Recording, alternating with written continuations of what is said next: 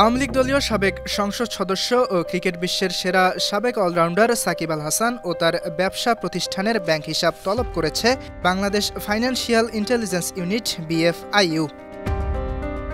চিঠিতে সাকিব আল হাসান ছাড়াও তার স্ত্রী উম্মে রোমান আহমেদ শিশিরের ব্যাংক অ্যাকাউন্টের তথ্য চাওয়া হয়েছে।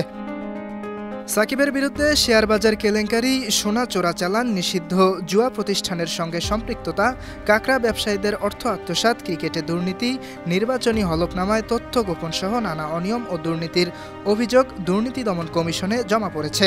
1 মাসেরও বেশি সময় আগে একজন আইনজীবী এসব অভিযোগ দাখিল করেছেন।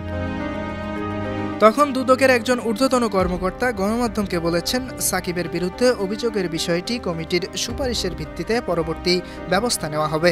দুদকের কাছে অভিযোগে বলা হয়েছে, সাকিব 6টি প্রতিষ্ঠানের শেয়ার কারসাজি করে 104 কোটি টাকা আত্মসাৎ করেছেন। সাকিব নিষিদ্ধ জুয়া প্রতিষ্ঠানের সঙ্গে সম্পৃক্ত। তিনি বেট উইনার অনলাইন জুয়া প্রতিষ্ঠানের চুক্তিবদ্ধ ব্র্যান্ড অ্যাম্বাসেডর, ওয়েবসাইটের মাধ্যমে ক্রিকেট খেলাসহ অন্যান্য গেম এবং ক্যাসিনো জুয়ার কারবার প্রমোট করেন। সাকিবের বিরুদ্ধে সোনা চোরাচালানের অভিযোগও আছে।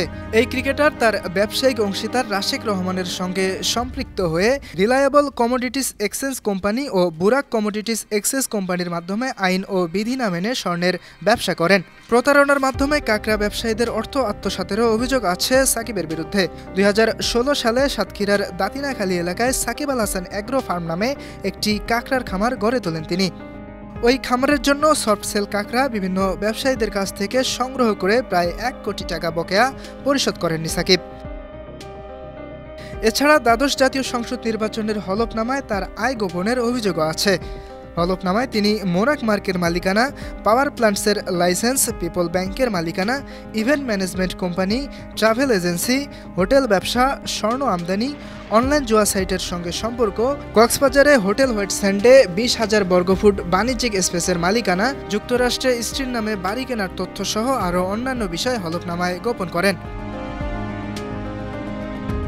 সম্প্রতি শেয়ার বাজারে কারসাজির অভিযোগে 50 লাখ টাকা জরিমানা করা হয় সাকিবকে। এছাড়া 2019 সালে সাকিব ম্যাচ ফিক্সিংয়ের প্রস্তাব পাওয়ার পর তা গোপন করেছিলেন। এ কারণে ICC 2 বছরের জন্য সাকিবকে সব ধরনের ক্রিকেট খেলায় নিষিদ্ধ করে। ইয়াসির আরাফাত সবুজ, 52 টিভি।